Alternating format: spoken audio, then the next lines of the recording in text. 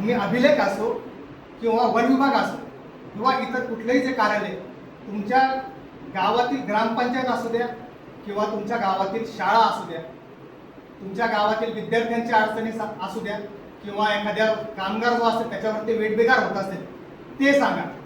कोणावरतीही अन्याय अत्याचार होत असेल तर त्या अन्याय अत्याचाराविरुद्ध तुमच्या सोबत उभा राहणारा राज चौतमल आहे आणि राज चौतमल यांची कॅन्सर युवा संघटना तुमच्या सोबत पूर्णपणे ताकदीने उभा आहे.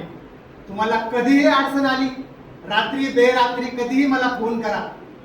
तुम्हाला पोलिसांनी मारलं, पोलिसांनी थांबवलं, तुम्हाला दवाखान्याची अडचण असली, तुम्हाला कार्यालयीन कामकाजाची अडचण असली, तुमचं राशन कार्ड जरी काढायचं असलं तरी मला सांगा.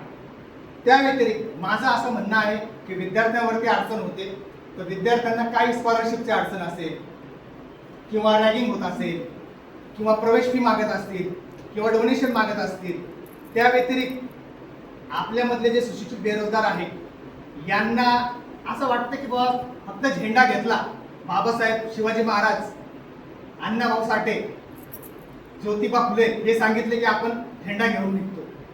परंतु आपण काय करतो, नंतर महिना, 2 महिने, वर्ष, 2 वर्ष, 5 वर्ष घासल्यानंतर आपल्या शेवटी शेतातच काम करणे, कोणाकडे तरी वेठबिगारच करणे. त्यासाठी माझं म्हणणं एक आहे की प्रत्येक सुशिक्षित बेरोजगार हा कामगार झाला पाहिजे.